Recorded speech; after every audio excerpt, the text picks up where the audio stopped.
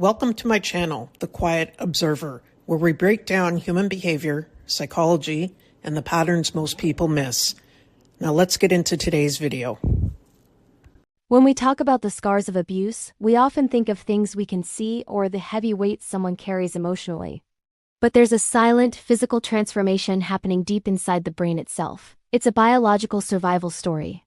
To understand what abuse does to the brain, we have to see it not as broken, but as incredibly adaptive, an organ rewiring itself to survive an environment it was never meant for.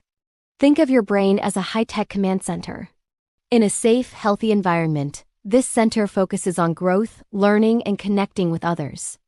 But when abuse enters the picture, whether it's physical, emotional, or the slow ache of neglect, that command center shifts into a permanent state of emergency. This isn't just a feeling. It's a chemical and structural overhaul. The first major player in this shift is a small almond-shaped part called the amygdala. This is your brain's smoke detector, always scanning for threats. In a person who's experienced chronic abuse, this smoke detector gets stuck in the aim position. It's constantly screaming that danger is near. Because the amygdala is so loud, the brain prioritizes immediate survival over everything else. This leads to hypervigilance, where a slamming door or a certain tone of voice can trigger a full-blown fight, flight, or freeze response. The brain isn't overreacting. It's just applying the lessons it learned from a dangerous past. While the amygdala is getting louder, other parts of the brain are forced to retreat. One of the biggest casualties is the hippocampus, the area responsible for learning and memory. It also helps us tell the difference between a past threat and a present reality. High levels of cortisol, the body's main stress hormone, are toxic to the hippocampus. Over time, sustained abuse can actually cause this area to shrink. This is why survivors often struggle with memory gaps or find it hard to regulate their emotions. The trauma feels like it's happening over and over again in the present. Then there's the prefrontal cortex, right behind your forehead. This is the CEO of your brain, the seat of logic, decision-making, and impulse control. Normally, the CEO can tell the amygdala, "Hey, calm down, it's just a loud noise.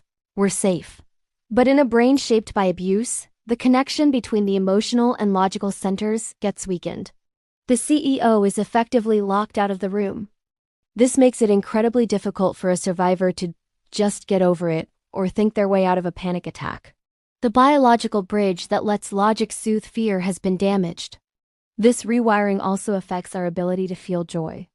The brain's reward system, which runs on dopamine, can become dampened. When you're living in a war zone, your brain doesn't care about a beautiful sunset or a fun hobby. It cares about surviving the next potential threat. This can lead to anhedonia, the inability to feel pleasure, which is why depression and abuse are so closely linked. The brain basically trades its ability to feel highs in exchange for a better chance of surviving the lows. For children, this impact is even more profound because their brains are still under construction. When a child experiences abuse, their developing brain might prune away connections for social bonding and emotional regulation, and instead strengthen pathways for fear and aggression. It's a tragic trade-off. The brain sacrifices the skills for a happy life to develop the skills needed to survive a traumatic childhood. But here is the most important part of the story, the part that often gets left out: the brain's incredible capacity for change. This is called neuroplasticity. Just as the brain was shaped by an environment of abuse, it can be reshaped by an environment of safety, therapy, and connection. The brain is not a static object. It is a living, breathing landscape. Through consistent support and specialized treatments, those frayed bridges between the logical and emotional brain can be rebuilt.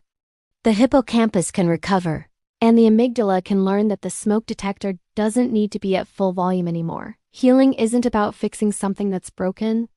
It's about teaching a highly specialized, survival-oriented brain that the war is finally over. If you or someone you know is struggling, please know that help is available and healing is possible. We've included some resources in the description below. It's a journey from just surviving to truly living, allowing the command center to finally stand down and focus on the quiet, beautiful business of being human. Thank you for watching. Thanks for watching The Quiet Observer. If you'd like to go deeper, I've linked some helpful self-help books in the description below. I'll see you in the next video.